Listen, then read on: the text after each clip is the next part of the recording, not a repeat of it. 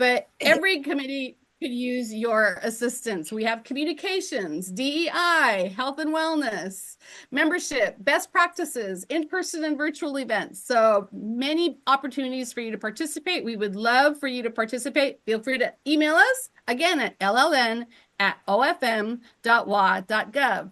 And as mentioned, we like to also share professional development opportunities. So Tony, are you on? You are up next to share our professional development opportunities. Is Tony here? If not, we will continue. Please let me know, Tony, if you're on, and then we can help on over to you. So white belt certification, October 28th, 2024. Please, again, email us at LLN, our LLN email. It's October 28th. It is free, Free, free. No limitation, no capacity limit. So please, if you are interested in any kind of Lean Six Sigma, continuous improvement, take this opportunity for a free training that Tony Griego has been able to get for us. So the next opportunity is also, oh, here's the next slide. Will show the opportunity information. So Noemi LaChapelle is our host. It is on October 28th from 9 to 12. And I will, when I'm done, try to get all these links that are on these slides in the chat for you so that you can register. But if you miss it, just email us at our LLN email address to get you the information and the link, registration link information. Other things that are happening is our Office of Equity convening. I will be there. Lorraine will be there. Monica will be there. Cecilia, supporting just equity throughout the state of Washington, but also having an LLN table. So if you are in the Yakima area, would like to attend or would like to assist at the table, please let us know. It is October 15th and 16th. It is also free, Free, free, no cost. And you can attend in person or virtually. So you still have an opportunity to participate virtually, even if you can't attend in person. Tony did just get here if he Oh, has more slides left. Tony. Yes, Tony, if you would like to then share about this next slide, the Latinx Youth Summit, please. Thank you. Oh, yeah, sorry everybody. Sorry I'm late. So the South San Hispanic Roundtable, which covers Thurston County, and kind of like the surrounding area, as well as like over into, I'll say Grace Harbor County, Lewis County, and this is my geography test, is holding their annual Latinx Youth Summit. It'll be Friday, November 22nd at Grace Harbor College. They have information on for exhibitors. So if your agency would be interested in holding a table, an exhibitor table, and they're showcase your agency, or if you're interested in volunteering for the event, please contact me. My email is listed there, tony.griego@oeh.wa.gov. This is an event for like high school age Latino youth, with information around all sorts of stuff, kind of for planning out your future, whether you want to attend higher education, like four-year school, two-year school, or interested in things like trades or other career options, how to fund those sorts of dreams. If you're interested in helping put on the event, please contact me. Also, they will be opening up registration for the event very soon. So if you have a student or young kid interested in attending the event, registration will open for that soon. I believe it's free to attend, and it's a great opportunity to connect with other kids and again learn about options for their future. You can look up this Hispanic Roundtable has a website and also has a Facebook account, so you can look them up there as well. I'll see if I'm going to take a moment to see if the registration is open, and I'll drop that in the chat if it is.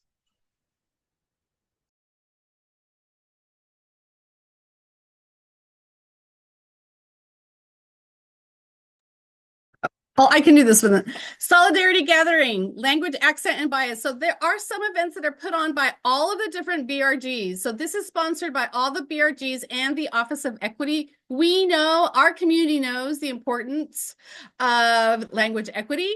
And this gathering is about language and accent bias.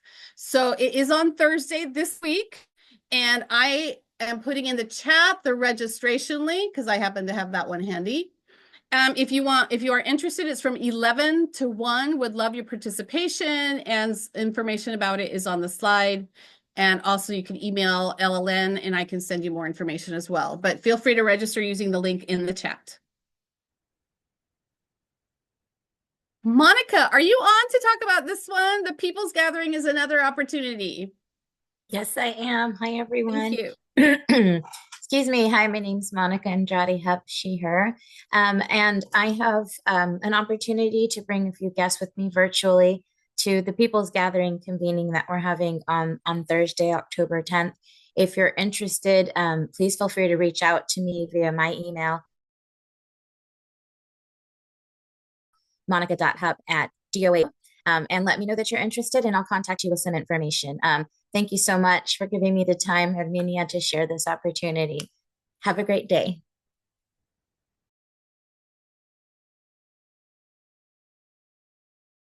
Michaela. Yeah.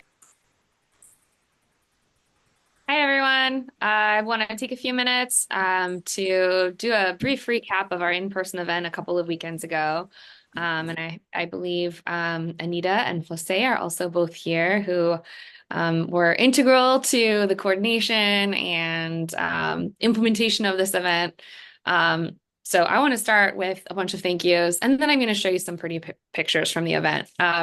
But keeping in mind that we couldn't do this with all of the people I'm about to thank. So thank you to Anita, Jose, Cecilia, Monica, both Monicas, and Lorraine, for being just a part of coordination, for being the MCs, for helping with communications, for helping us get a really fun and exciting lineup of musicians, presenters, and others. And I want to thank you all to our volunteers: Evelyn, Taja, Vanessa, Sylvia, Laura, Eli, Joseph, Latasha, Scotty, Brad, Gungun, Letitia, Morgan, Dan, Rosa Maria, Suzanne, Amber, Darlene. And I sincerely hope I didn't forget anybody, but it takes a lot of people to put an event together. So I want to thank all those folks. Thanks to the park staff, our agency outreach representatives who came to share information about the projects and recruitment opportunities at their state agencies, the food vendors, and our sponsors. So thanks to OFM, to WSECU, to the National Endowment for the Arts, for providing funds with which we could make sure that we were paying everybody equitably for their contributions in that day. So I think we should look at some pictures from that day.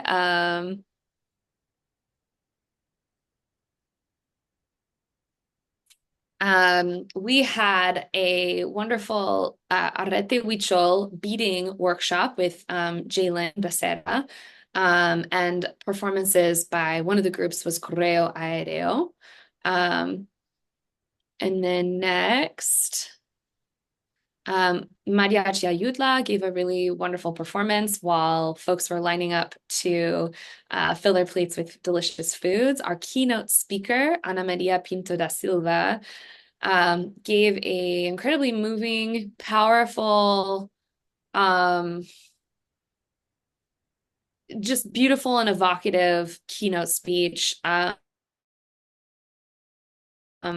Anita, our volunteer, was one of the, Anita and Monica both helped make coordinations with her to be our keynote speaker. So I'd love to invite Anita, if you're here. Did you want to say anything about? Thanks for that. Yeah, I just had a really great time getting to know Ana Maria before the event. This is someone who has studied and has done really a great job of building a heartfelt and powerful presentation around the history of being a Luso American or a Portuguese American.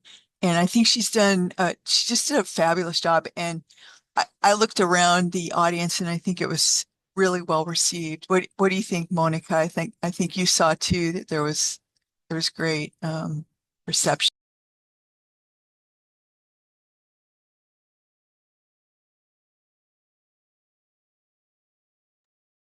Yeah, you, Monica. You were also part of This that. one? Yeah, you. I heard Monica and I was like, okay, I know which one this is right now. Sorry. Yes, totally, and so grateful for the opportunity to share Ana Maria and her vision and the way that she speaks. It's just very symbolic and very meaningful. And I agree, Anita, that there was many emotions flowing through the audience that day, and a lot of compliments about the speakers that we had, and the theme that kind of naturally emerged. But also Ana Maria herself was just completely enamored of the experience. Just so grateful for the opportunity to find home in a community that she normally would be a little trepidatious to enter. So I was really grateful that our LLN and our parks committees and everybody was able to put together this event so that we could provide that. So I'm really grateful for this space and grateful that we were able to have such wonderful speakers at this event. Thanks for letting me share. Thanks for sharing. This seems like a good moment to mention that we did video record all of the presenters at the stage on the day of the event. And now that we have our YouTube up and running again, we'd like to be able to share that with folks that weren't able to come in person.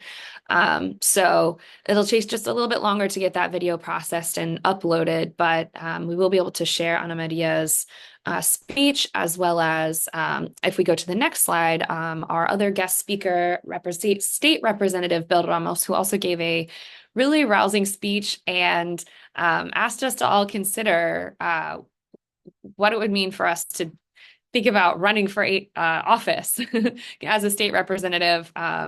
He shared his personal history, and it was very inspiring.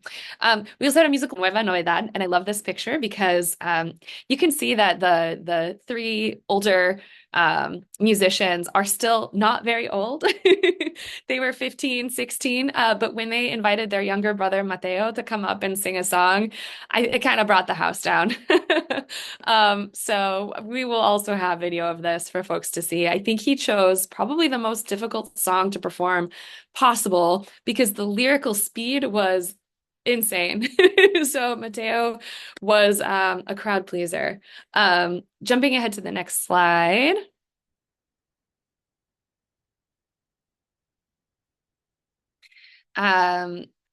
We had a poetry reading with Dr. Gabriela Gutierrez Imus. And you can see a couple pictures of some volunteers. Next slide, please.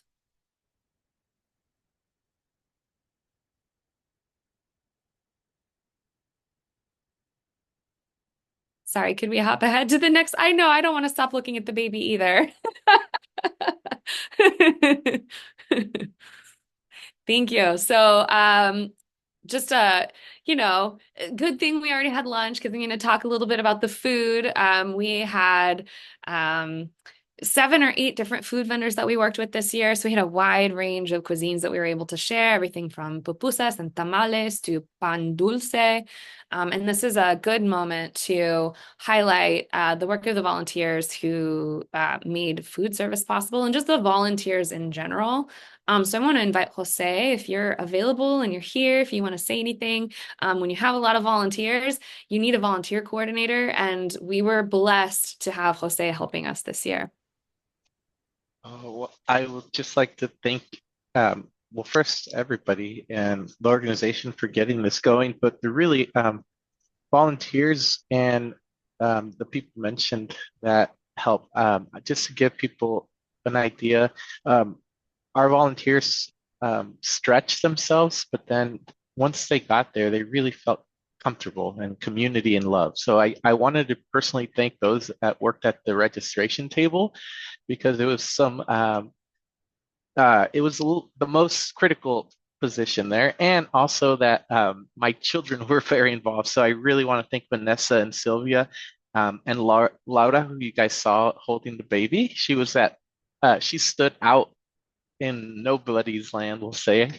Um, I just really want to thank the impact that they all did. And the last thing I'll share is that um, over 200 people got fed within an hour. So I just want you to visually think of that for those that weren't there. With a moving line of volunteers, you would think that we were doing this for catering, but I just wanted to really thank everyone. And yeah, I think everyone had a good celebration, and I don't think anyone lost their marbles, as we say. So looking forward to next year. Thank you, Jose. Yeah, that's a good thing to recap with the support of so many volunteers. I think we all did better. It was a long day, as events often are, but I think we all did a little bit better. You can see some happy folks and some delicious food. We didn't have many leftovers at all, so everybody did their part. Next slide, please. And then I also have to thank the agency outreach representatives who showed up. We had 8 different booths that represented different programs and agencies. And some of these folks are actually, I think I saw their names in our Zoom meeting today. So Hector, Joseph, Daniel, thank you so much for coming out. And I hope that was a good experience for you all as well. And then I think I've got one more page of photos, maybe 2. It's really hard to choose the best ones. We wrapped up the day with a rumba and cha-cha dance lesson with Rudy Romero, which was a lot of fun. And we actually pulled in some people that were just hiking through the park to join us. They felt a little surprised, but then very welcome. So that was really fun. And then in the middle picture is one of the earrings that was made in the earring making workshop that was led by Jaylin. So folks got to make some really beautiful earrings that were inspired by the Huichol style of beading. And then a young person enjoying our painting station, the sensory scavenger hunt painting station. The last thing that I want to share, and I'll put it in the chat, is that Rudy Romero, who was our DJ, shared a link to his Spotify playlist to celebrate Hispanic Heritage Month 2024. If you have Spotify, this link will take you to that playlist. And sorry, because it's a very long link, but it's worth it. It's a great playlist with some music that represents Central, South America, and many of the diaspora communities through music. So thanks again to everybody who made this event possible. And thanks for listening to our recap. And we'll get those videos posted in case you are curious to hear or experience more. Thank you, Michaela, and everyone who volunteered or went to support that in-person event. I'm not going to spend very long thanking our wonderful virtual event speakers because we are going to do that a lot more in December. So come excited to celebrate all of our virtual event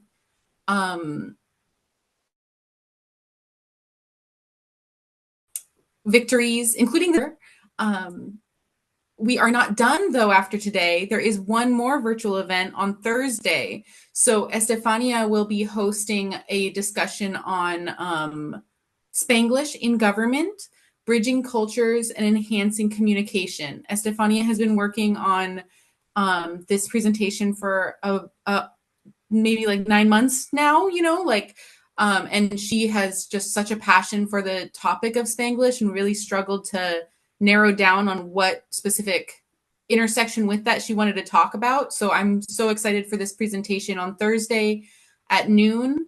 So please register for that through the newsletter. If you have not been able to do that yet, you can email lln@ofm.wa.gov. And again, we will see you again in December, not in November. We are taking a little break to celebrate Dia de los Muertos more quietly than in a general membership setting. So again, please fill out the form. Herminia was able to find the correct link. So if you have not done this yet, please either use your phone to do the QR code or find that link in the chat. And again, always support other BRGs. Yeah, it's a labor of love. So without further ado, I am so excited that Natalie is here today to tell us about understanding your loved one's brain, neurodivergence in the immigrant family. We're really honored to have someone from way over in New York City presenting for us and on such an important topic, not only for our diaspora or our culture, but for everyone, I think. And going back to this slide, WIN, the Immigrant Network, has a lot to say in this, as well as many other Happen, Build, all of these can find value in this presentation we're about to get to experience. So thank you so much, Natalie, for being here today. I will spotlight you once I find you in this long group of people. Thank you so much for having me. It's been so lovely to hear about all of the different events you all have put on and attended. Just the sense of community is very strong. And if you had slides you wanted to share, you can share those now as well. Sorry, I didn't say that before we started.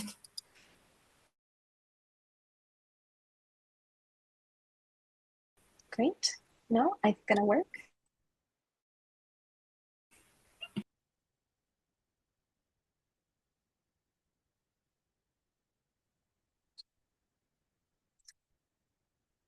Okay.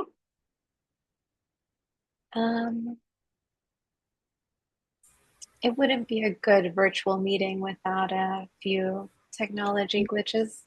Absolutely. Sedona, I think I'm just going to share you on this presentation if you don't mind. For whatever reason, it's telling me to grant access, but I have, and it's not presenting.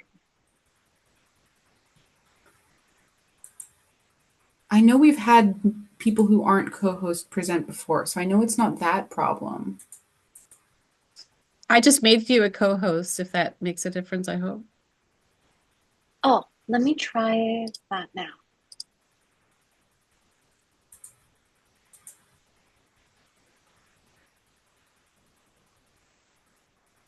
It keeps prompting me to look at my settings, but my settings do seem to allow.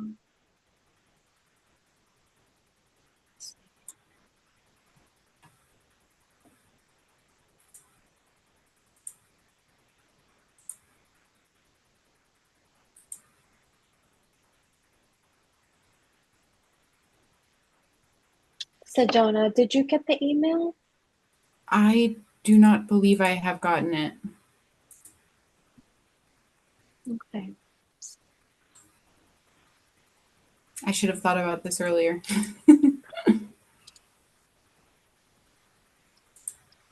We've been spoiled this year, I guess, because in past years we have had like, send me your presentation just in case ahead of time, and this time we haven't had any problems, so I didn't even think about it. Okay, I tried sending it to you once more. It's probably a large file, so it's taking a minute, is what I'm guessing. You know what? Let me see if I quit Zoom and hop back into the meeting, if it will load. Okay, we'll see you. Oh, it might have just arrived. Oh. It arrived. Okay, one sec. Thank you all for your patience. Yes.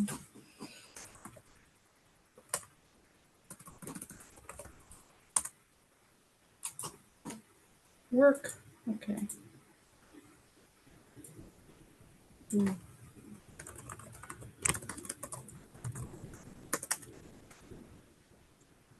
Gosh, now I need to know what my personal email address is. because it wants to be in Google. I wonder if I can get it open out of there. No, I don't believe so. Open.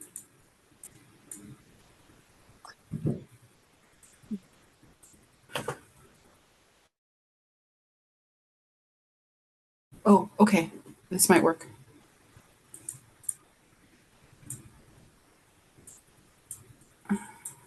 This code.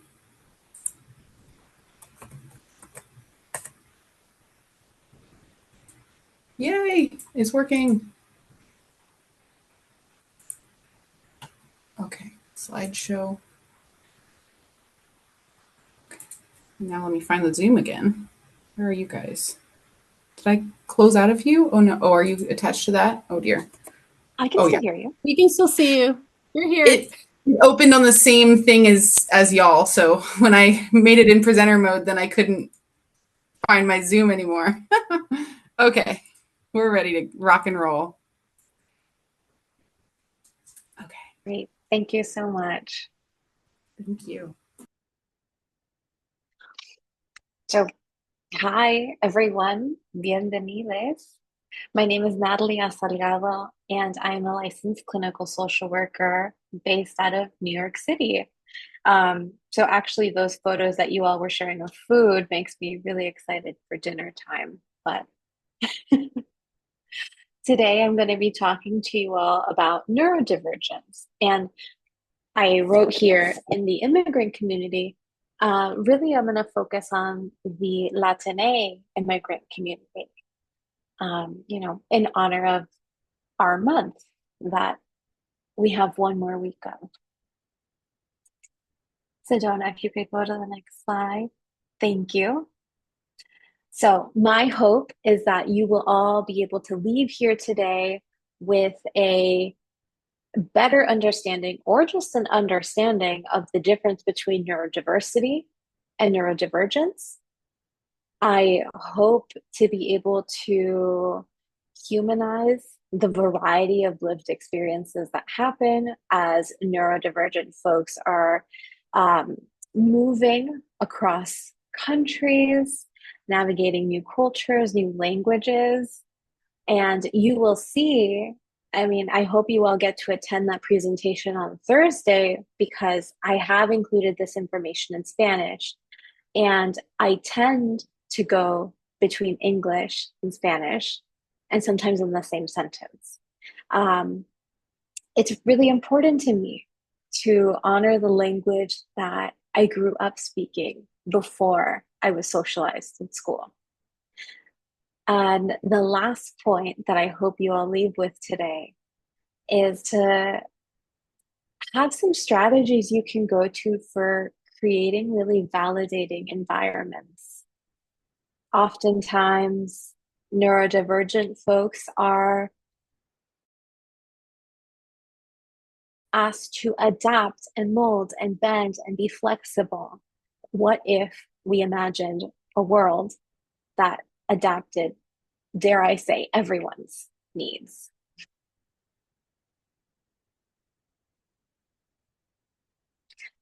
So we will start right at the beginning, right? What is neurodiversity? ¿Qué es la neurodiversidad? And I love this image of all these folks' different heads, their brains, what's going on with the ladder. What are folks thinking about? This is a relatively new term. It only existed in the late 1990s. 1998, Judy Singer coined the term neurodiversity in a paper to really talk about what it means to be a neurological minority. And it's not a medical term by any means. We often hear about diversity or DEI efforts, diversity, equity, inclusion. To add neuro to the front of this word is to talk about the natural variation that exists across all of our brains. And let's go to the next slide because I want to compare that to neurodivergence.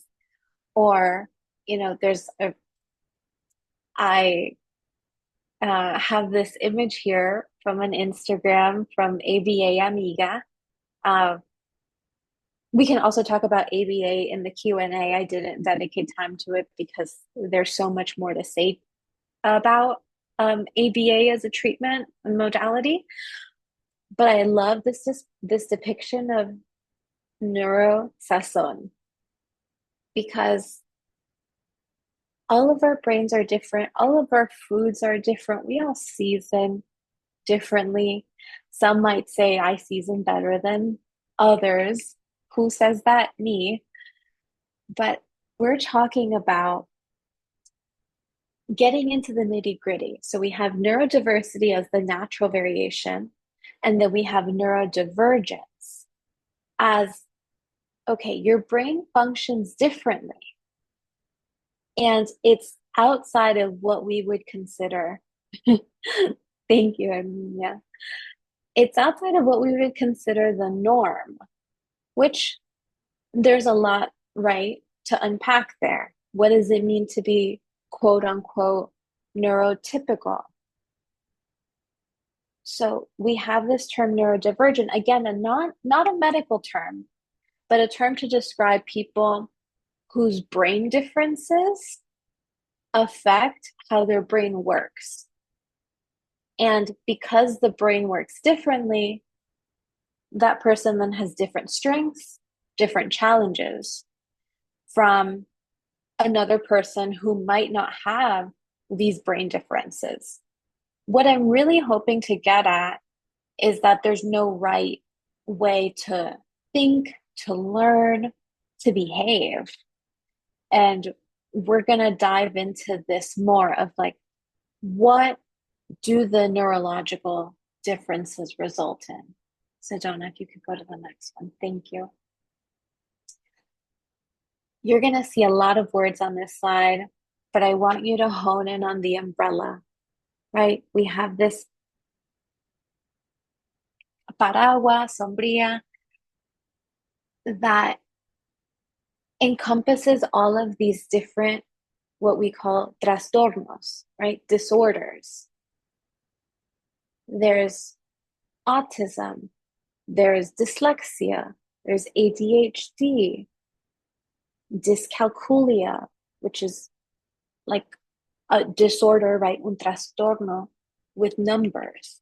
I don't need you to know all of these. What I want you to take away from this is that because everyone's brain is different, we all have very different strengths and very different abilities. And so we want to make space for that. So we can go ahead because I want to speak more to the strengths, right? Our brain differences allow us to move through the world differently. I'll focus more on autism and ADHD today. And you'll see that autism is on the left-hand side in a purple circle right by the nose of this outline of a person.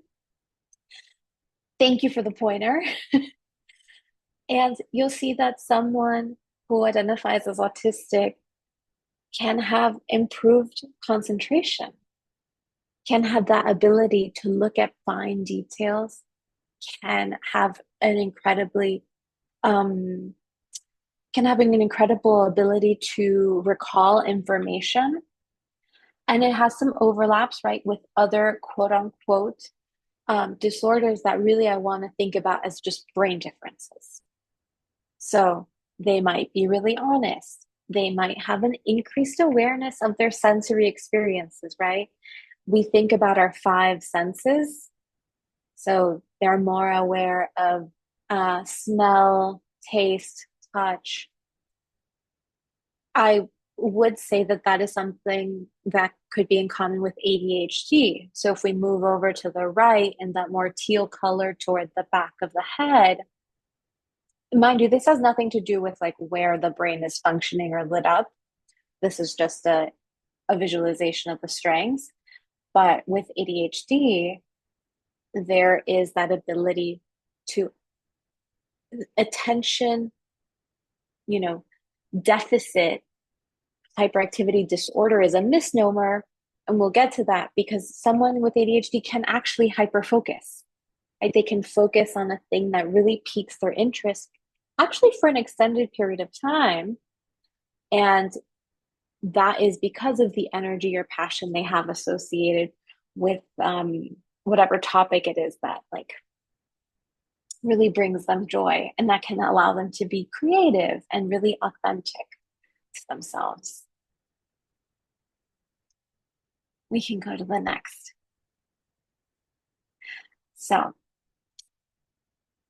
I know this is a virtual presentation. There are so many competing priorities. I'm not asking you to learn how to diagnose autism or ADHD. Look at the picture. Let's start with the right side, what we would call a neurotypical brain. There's actually a lot of evidence that shows that an autistic brain has a lot more parts of the brain lit up.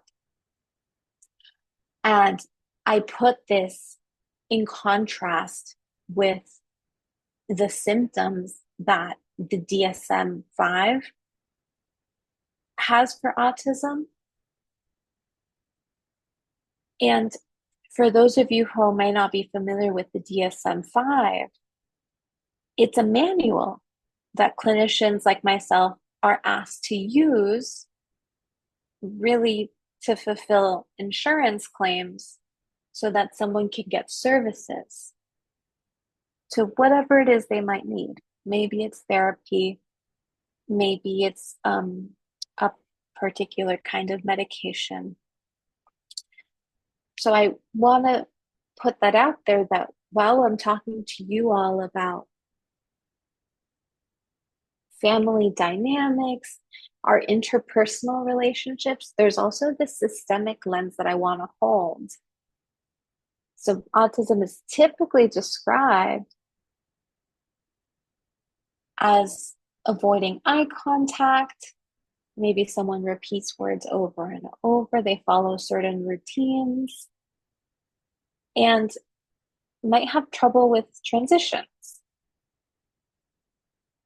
I want to show you how in the next slide, if we can move to the next one, thank you, how autism or the description of any kind of brain difference doesn't have to be rooted in what someone can't do, but rather how the brain is different and what they can do.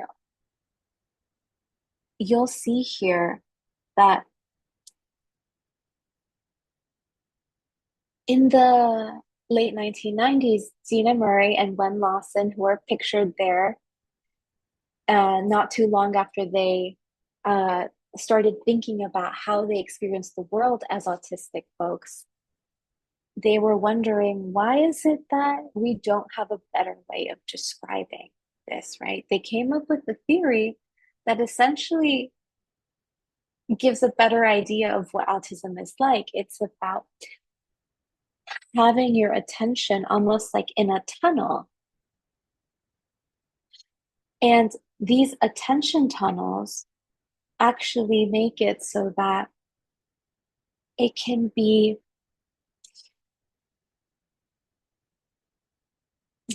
how do I want to say this? The attention tunnels allow someone to go into that fine detail that we were talking about earlier in that slide about the strengths of these brain differences. So if we really think about, okay, well, if the criteria moves from deficit to differences, then what are the differences? Okay, differences in conversation style. Someone who's autistic will tend to lead conversations based on what they are interested in.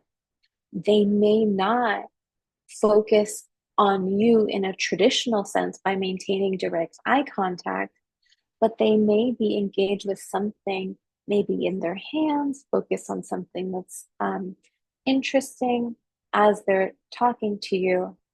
And so it's this misnomer that folks aren't listening. What else is a difference? There's differences in sensory perception, a fancy way of saying the five senses.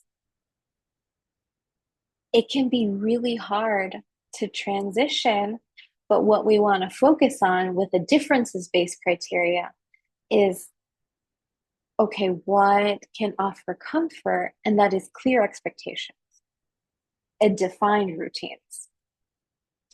I want to show you all a similar sort of structure with ADHD. You know, ADHD is also defined by the DSM-5 in these really reductive ways.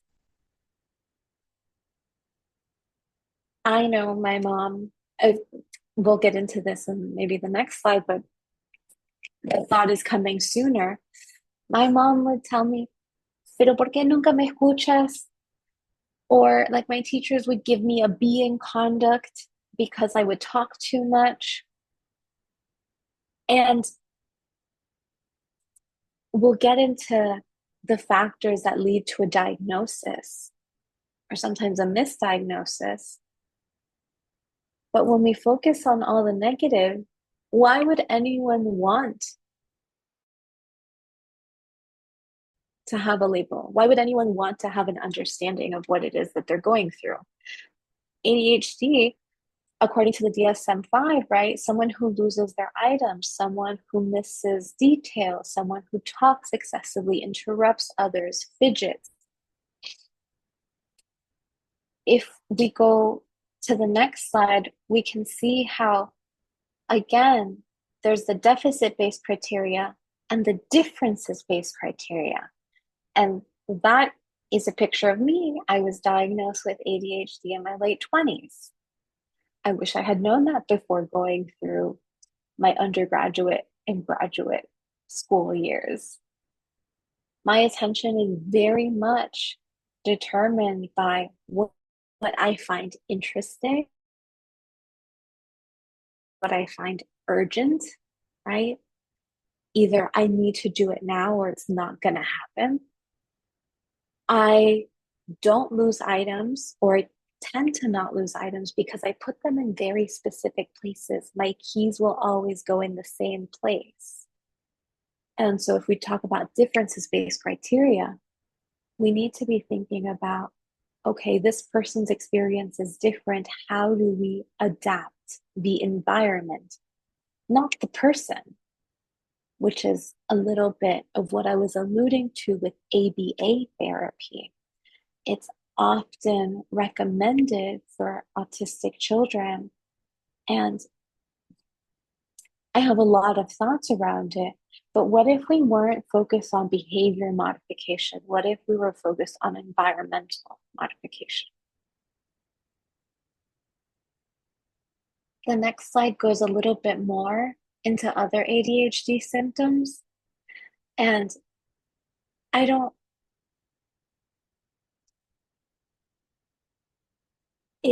Sedona, if you could flip back for just a moment, because here I just want to highlight, right, appear to not be listening, lose items, easily distracted. If you could go to the next slide.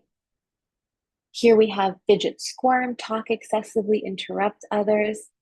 I would say this is a more classic presentation of ADHD, and not classic by means of like statistics or numbers, but more so in how we're taught how to think about ADHD.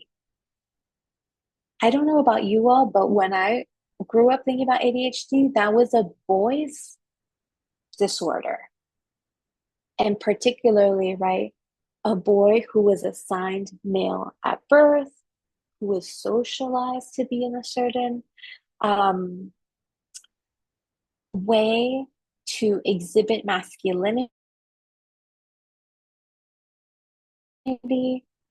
We'll talk about the machismo and that the way that the cultures that we all have interact with all of these brain differences. But again, I just want to hit the point home that we don't have to define brain differences by what we can't do. We can describe them more mindfully, right? They can be observation. They can be non-judgmental.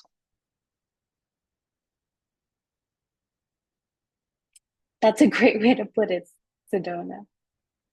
So I know we are holding all of our questions for the end, but I do want to, get a little bit from you all. If you could just drop in the chat. Yep, that's okay. If you could drop in the chat, ¿qué porcentaje de la población mundial is considered neurodivergent? What do you all think?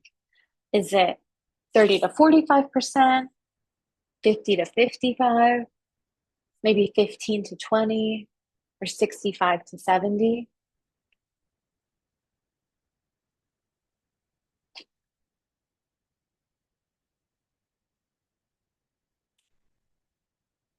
Okay.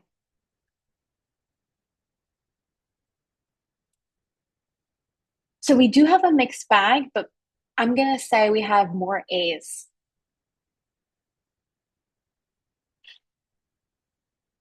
Okay, we have a few more coming in. Yep.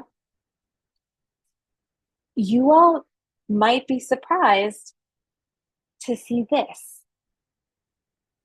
I definitely didn't expect to see that number. 15 to 20%. That number sounds way too low to me. It means 1 in 5.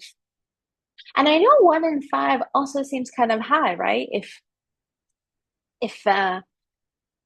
you just can think of 4 other people in your community, then one of you has a brain difference. If we frame it as a brain difference, well, then how is it possible that only 1 of 5 people have a brain difference? It seems kind of odd. And so that being said,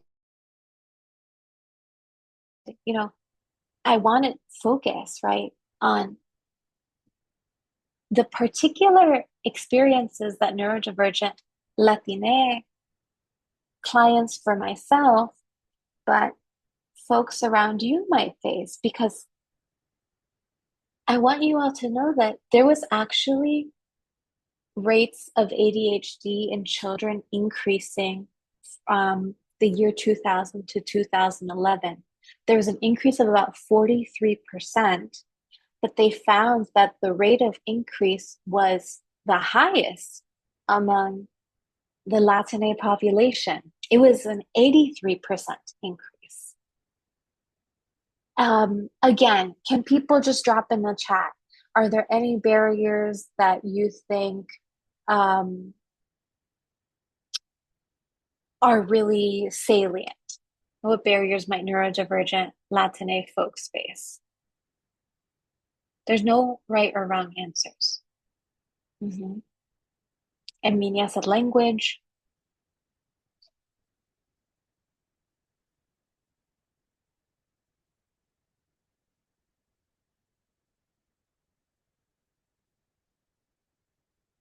Yeah, we'll talk about, both of those things, Michaela.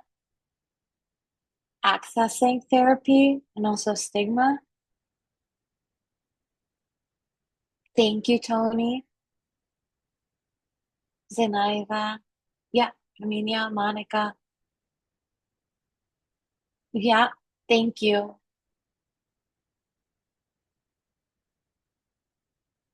Yeah, and we'll talk about family too. This is amazing. Thank you. So Donna, we'll go to the next slide, because so many of you are hitting on these different parts of our identities that make this so important. Yeah, cultural stigma. When we're talking about neurodiversity, we can't only talk about that one piece of a person, right? We're a whole person with lots of layers. We also need to talk about what is it like for our culture, for our race, our ethnicity, our nationality. We need to talk about what it's like in terms of gender and sexuality. We know that when we hold multiple identities that are minoritized, we face greater barriers.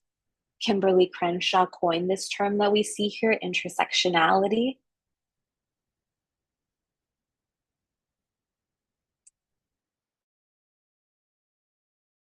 We're going to get into some facts, but this can be hard to take in, even if you already have an idea. But what white folks tend to call ethnic minority youth. And when I say white folks, I mean the larger systemic implication of whiteness is that ethnic minority youth, right, are with learning, quote unquote, disabilities or disorders. They might not be diagnosed and they might be misdiagnosed. We see on the slide here that Black and Indigenous people of color are more likely to be diagnosed with conduct and personality disorders or schizophrenia.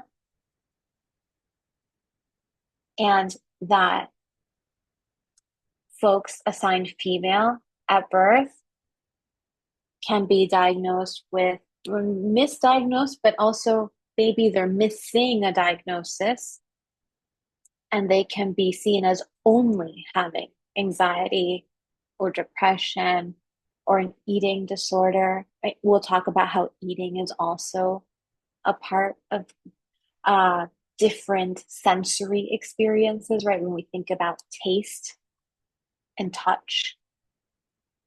And trans individuals may be even more likely to go undiagnosed, despite the fact that there's research that says they are 3 to 6 times more likely to be autistic as compared to cisgender folks. And we'll talk a little bit more about that because it's very interesting to think about when our brain differences have much more to do with our whole identity than just the neurodivergent part of us.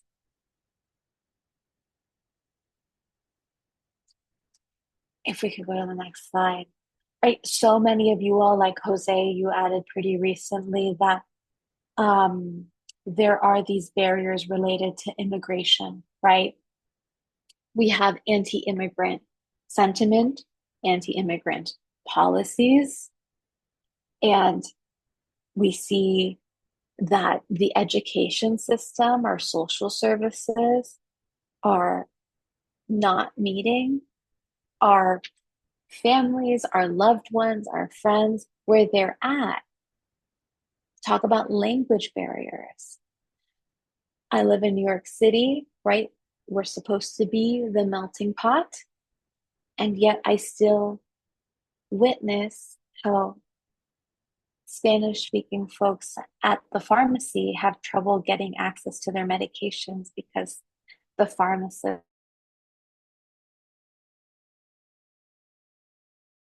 only speaks English. You can see here that the states in orange are the states you might typically associate with having recent immigrants. Here, this image is about the greatest number of immigrant children, right? We have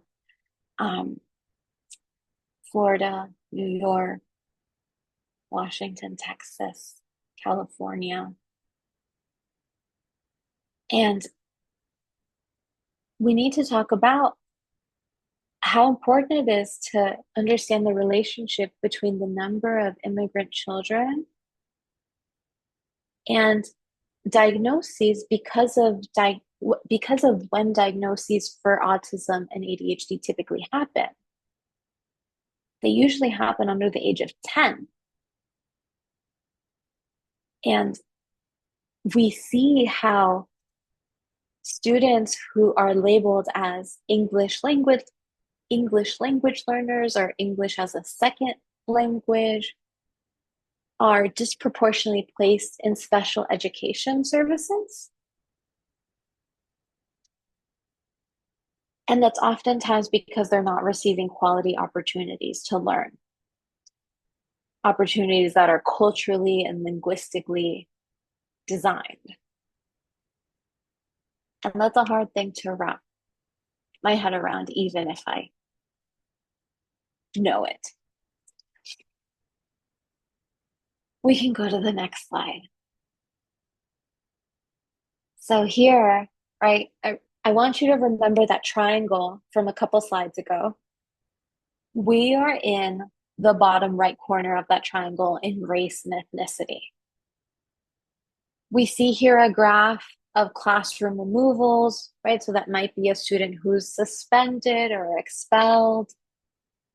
But we see here that 24 out of every 100 white students with disabilities was removed from the class for disciplinary reasons.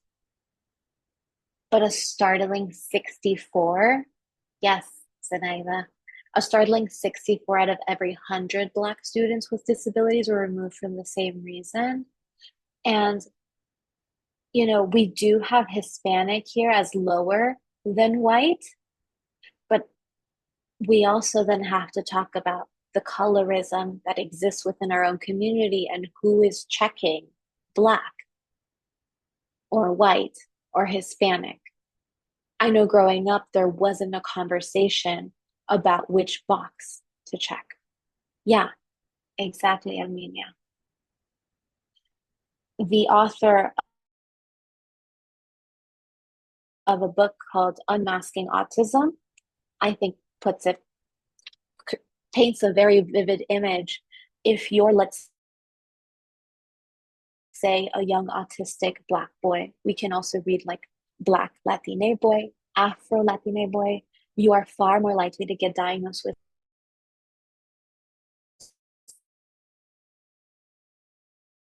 some, more likely to be seen as a behavior. This is painful to see. And, you know, I know this can be hard, but yeah, no, Sedona, go ahead. You're right. Yeah. Thank you, Zenaida. We're now moving into the bottom left corner of that triangle of intersectionality, right? Gender and sexuality. Remember, trans individuals may be even more likely to go undiagnosed. And we see here this question posed by a psychologist: who would you be if you weren't conditioned by society? If you weren't socialized to be the gender that you were assigned at birth? There's a higher incidence of autism among trans folks. And it's very interesting to get into because, like I was saying a little bit earlier, the brain differences don't just allow for thinking processes to be different in terms of when do I get this task done, which responsibility do I tend to first, but also how do I see myself? And those brain differences allow for more flexibility. The world doesn't have to be so rigid, nor can it be based on these biological, sort of physiological differences. In the next slide, I want to share with you all the work of Dr. Nick Walker because it's just absolutely incredible. The idea of really challenging what we think of as the norm. I think for those of you who are interested in astrology, that is the Aquarius in me of really challenging what I believe in, who I believe in, really making sure that my actions are aligning with my values. Dr. Nick Walker writes about, writes about this term neuroqueer, but both as a verb and as a noun. As a verb, I mean, it's quite literally to be both neurodivergent and queer, but it can also be transforming our environments to create spaces and communities in which you can just be, and you're accepted, you're supported, you're encouraged.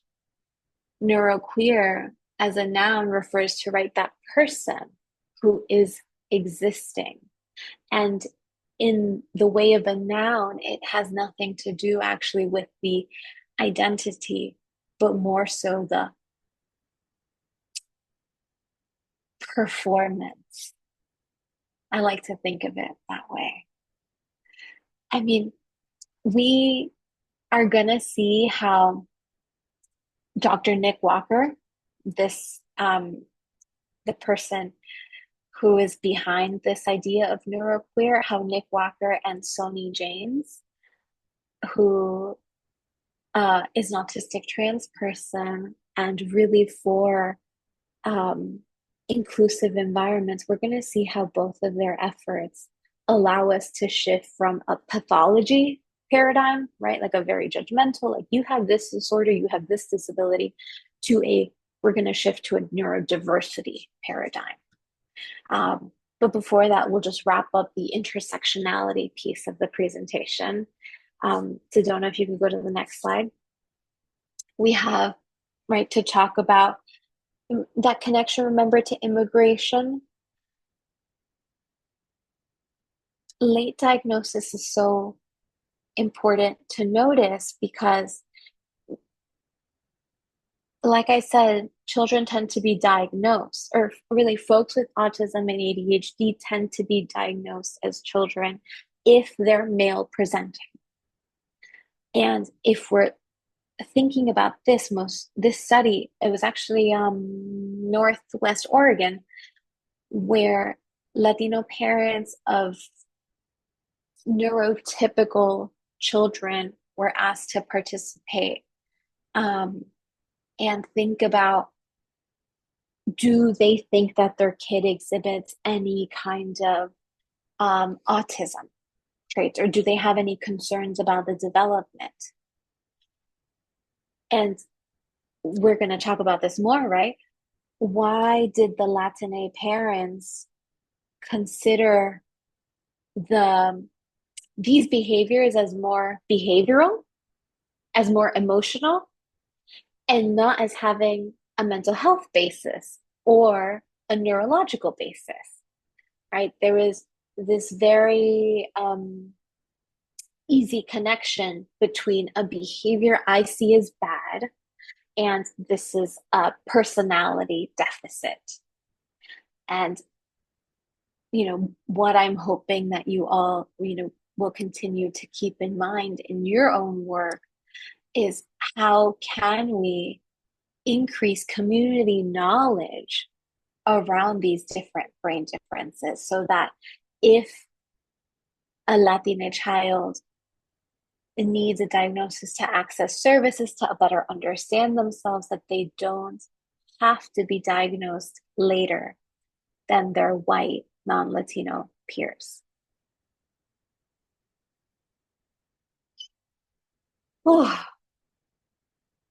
So we're like halfway. We're gonna get through this, I promise. If anyone needs to check in with their bodies, maybe move around. I know a lot of folks are off camera, so if you need to get water, if you need to eat something, if you need to shake out some limbs, please feel free.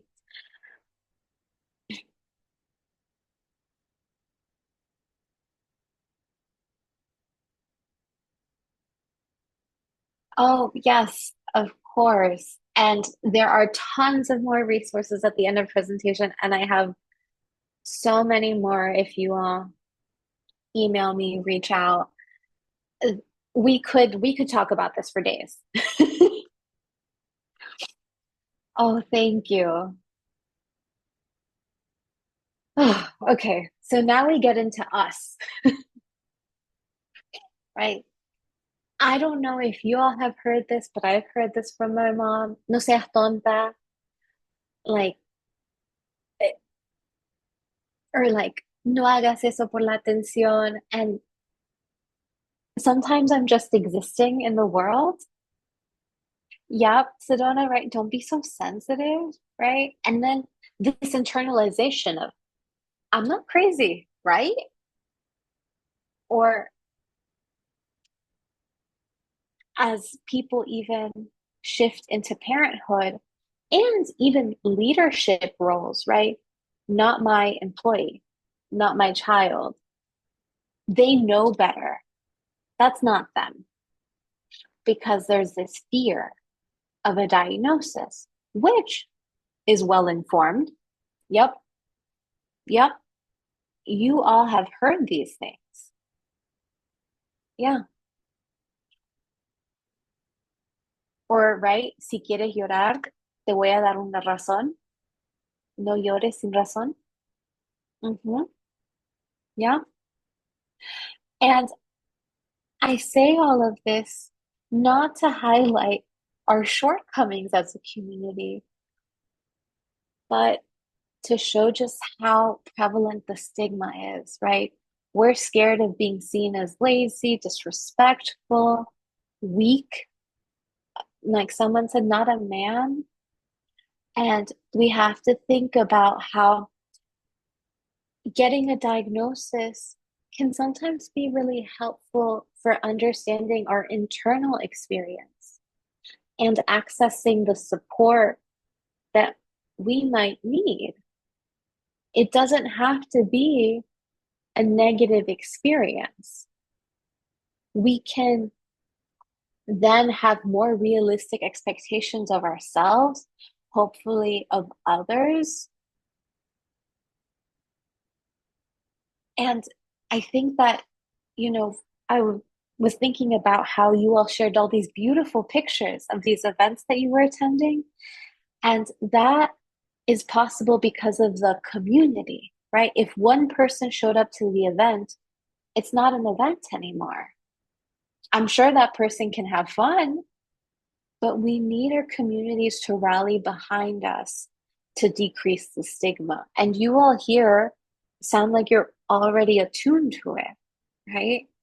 So Jonah, we can go to the next slide where I want to talk about familismo, right? We tend to love our families even when we don't like them, right?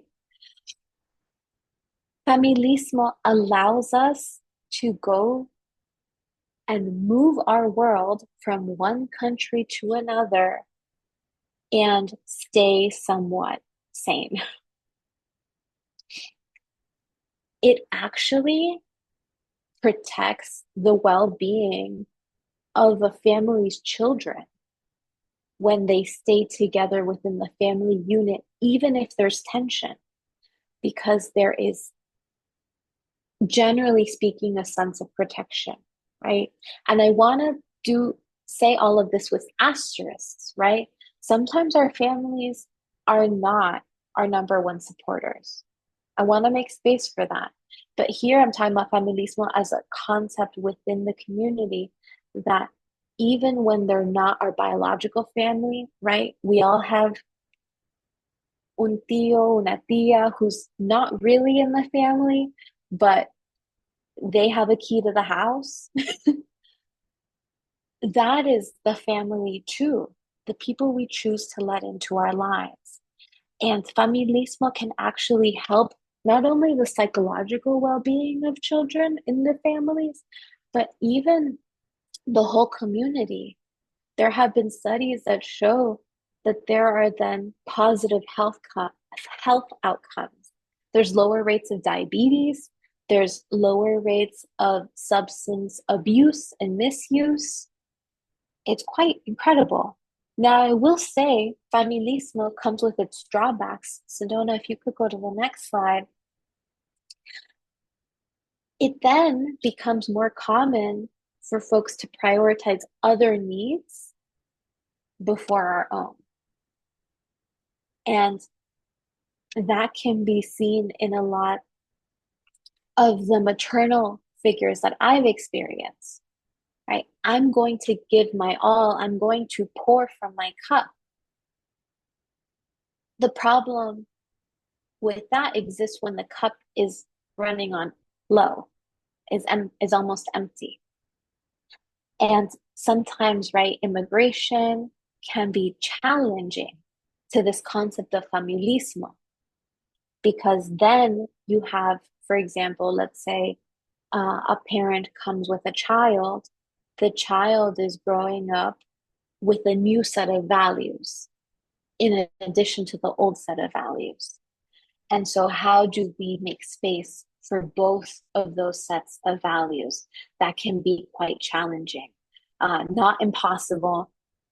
I'm sure there's at least one other adult child of immigrant parents here. So we've, made it, are making it. It's a lifelong journey. I do want to give an example of, in particular, if we can move to the next slide. Dr. Sandra Leon Villa is so gracious with her experiences on social media. She says, I'm an autistic Latina, and she shares about what she's experienced so that other people don't feel alone, because she talks about how she felt like the black sheep of the family because no tengo pelos en la lengua. She was just brutally honest. She didn't want to kiss or hug everyone, right? But that can be seen as a sign of disrespect, right? You have to say hi to everyone. You have to say bye to everyone. What if your experience, your sensory experience is different, right? There's little space for that. And that can be quite, I feel like the word is difficult, but that doesn't even begin to encompass it, because what Dr. Leon Villa is sharing is how tiring it is to put on a front.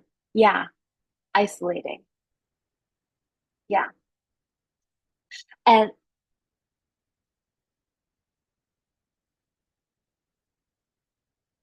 what if we asked, right, children, do you want to hug or kiss so-and-so? What if we heard someone saying what they were saying and didn't immediately jump to judgments? What if we tried to hear them out, right? A lot of this is practicing patience and kindness. On the next slide, we see more of what Dr. Sandra Leon Villa is talking about. So Donna, if we could move to the next slide. Thank you.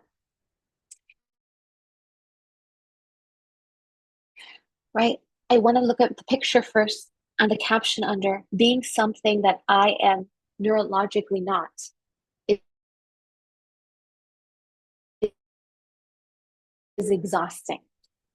And because for a world that asks us to change how we are,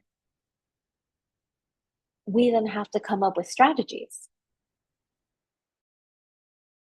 It's faking a smile because it makes other people feel comfortable. Maybe for someone with, I'm thinking ADHD, it's setting multiple alarms. Like, don't forget to leave the house at this time, or don't forget to do this task. For anyone with a brain difference, it could be blocking time off on your calendar, right? Okay, I'm going to go to this event. After that event, I'm going to be tired because I'm going to try to act quote unquote normal So then I need time to decompress and just be me. And these are, we've talked about a lot this afternoon. The ways in which neurodivergence is not just about the neurodivergence piece, it's how it interacts with all of the other parts of our identities. And so, the next slide, where do we go from here? It feels like a big question, but I want to propose some strategies that I hope you can take with you so this doesn't feel so overwhelming. Whether it's you having the experience or someone who has it, we can, if we go to the next slide, talk about unmasking the shame that's learned with trying to cover up the way that we are. I'd actually like to take a few moments here to ask you all to do something. You don't have to do it on camera. You don't have to journal. You don't have to do any of that. But just think about one moment in the past month when you felt recharged or satisfied or alive or in awe. Think about one moment when you felt amazed.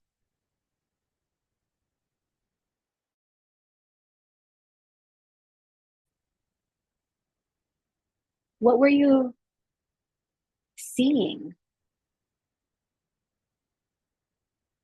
What were you hearing?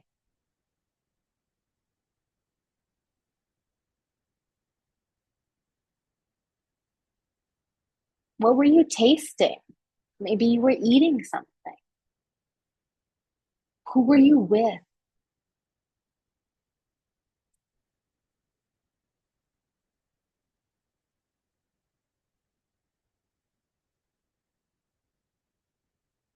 For those of you who indulged me in that, consider what this moment has to say about what you value.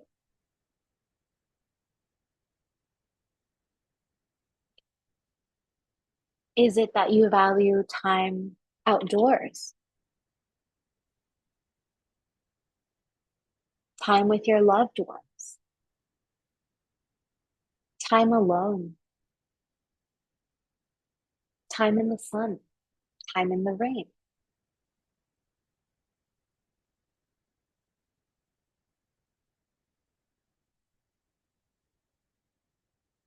I love this graphic here on the right because it proposes all of these different ways we can unmask the shame, right?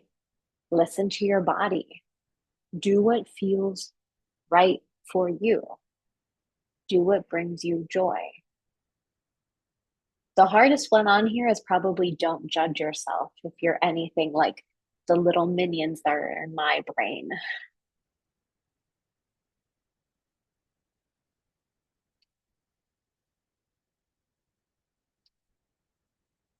Another tool I want to leave you all with, if we could go to the next slide,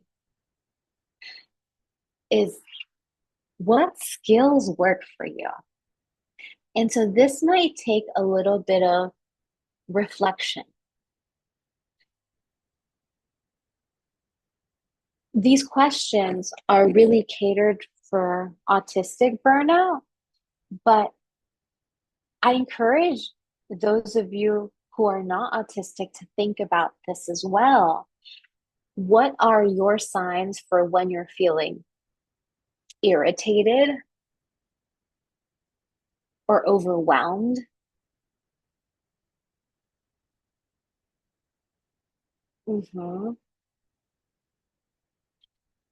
Right? How do you know when you're getting to that point of exhaustion?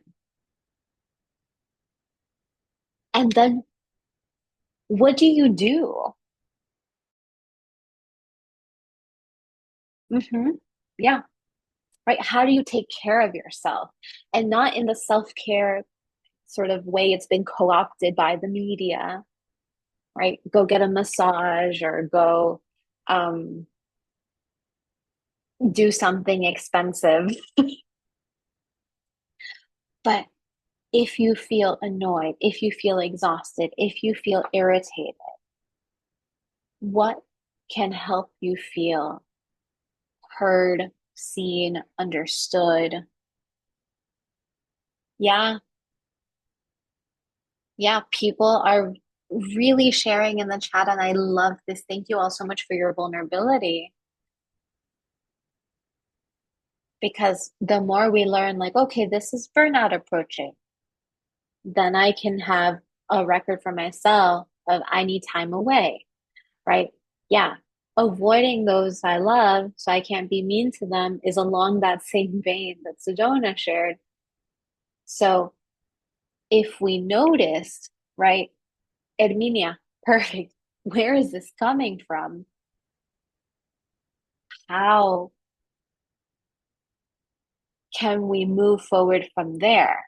And like Zenaida says, it might be letting go, right? Releasing that emotion, allowing the body to produce the tears that it needs to fully express the emotion.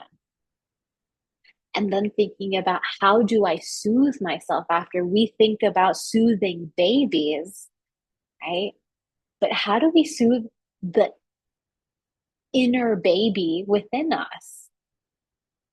And this might have this, I think this has to lead to change. The more we know about ourselves, the more compassionate we are with others, the more we can bring this into our professional and our personal worlds, right? If like I'm just in awe of you all having a shared leave.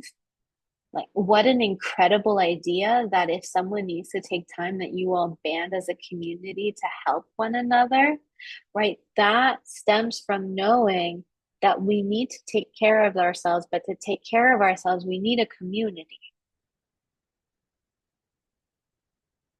Yeah. Because we need that self-awareness. Neurodivergence, any kind of brain difference, doesn't mean that we are less than or deficient. It just means that we are different. So I ask those of you who don't experience these differences to think about what allyship means to you. So Donna, if we could go to the next slide, please. Thank you. I ask that you try to communicate as clearly as you can, right? Avoid the dichos, like the early bird gets the worm. Like, what does that mean, right? Accept behaviors that might appear different. I do have a lot of practice with this in New York. But if someone is doing something that is not hurting you, hurting themselves, let them move how their body is asking to move.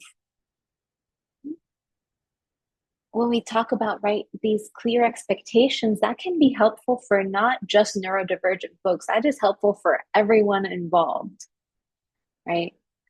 Hey, this is the plan. And if we need to change the plan, I will let you know as soon as I know, right? Or offering accommodations. That might be, we've seen a lot of this after lockdown, where everybody was mostly asked to work virtually. Does an in-person schedule make sense? Does a hybrid schedule make sense? Does a fully remote schedule make sense? only we know that. And of course, neurodivergent folks can request accommodations, but better yet, what if workplaces offered them first? Right? This is the range of what we can do. We want people working in person. Does 1, 2, or 3 days sound like that makes sense for you? Or 4 or 5? But really at the core of allyship is patience and kindness, right? With patience and kindness, we can be curious, we can learn, we are in a place of understanding and not judgment. You know, that author of Devin Price, of the author of Unmasking Autism that I had mentioned earlier, I love this quote. I'm just going to read it. Price writes, "If I'm safe flapping my hands down the street, so are people with schizophrenia or multiple disabilities.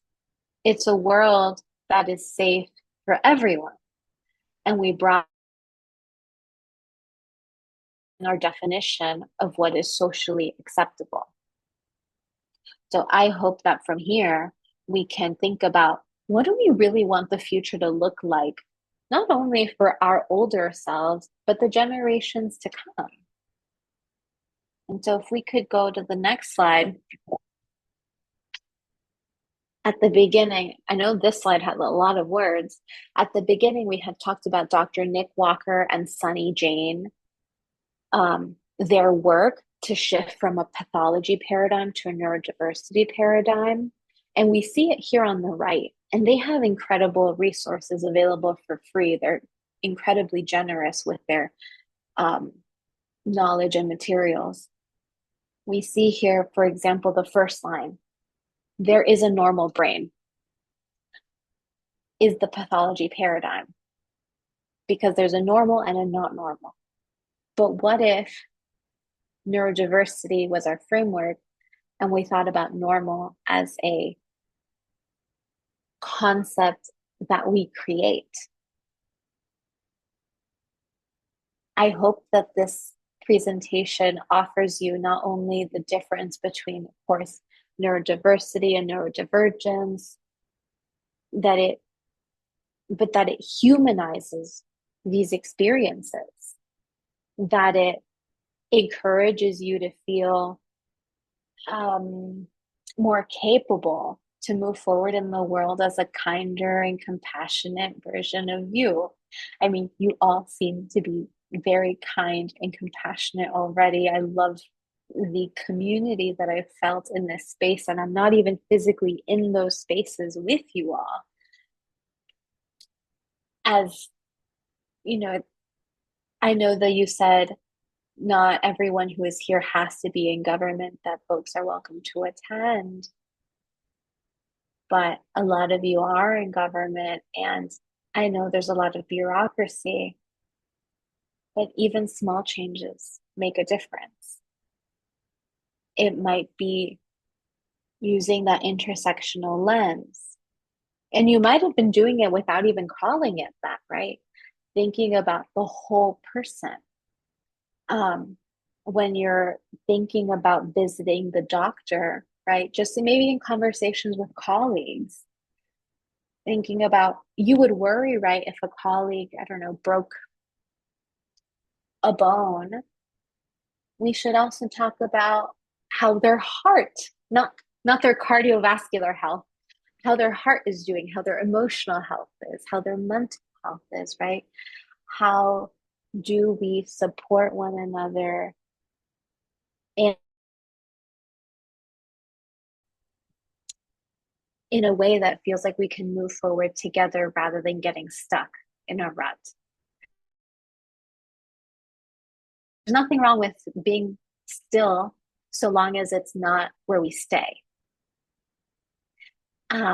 I have to wrap up this presentation so that we can do some, questions and answers. I want to hear from more of you all. You've been so active in the chat.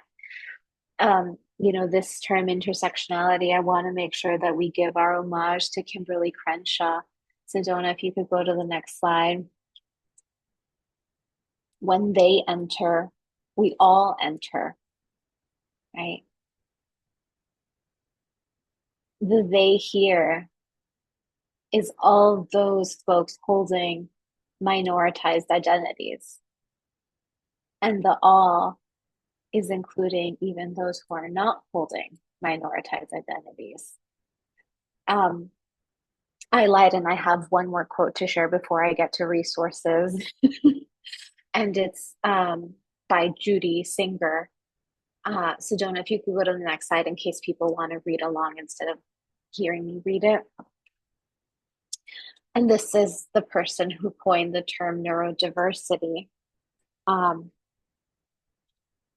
She has a wonderful interview in The Guardian just last year. I also say there's a right to work and there's a right not to work. The bottom line for a better world for neurodivergent people is a universal basic income and more investment in social housing and no punitive welfare systems, which are often about forcing the nearest square peg into the nearest round hole. Is that going to happen? Well, it should happen.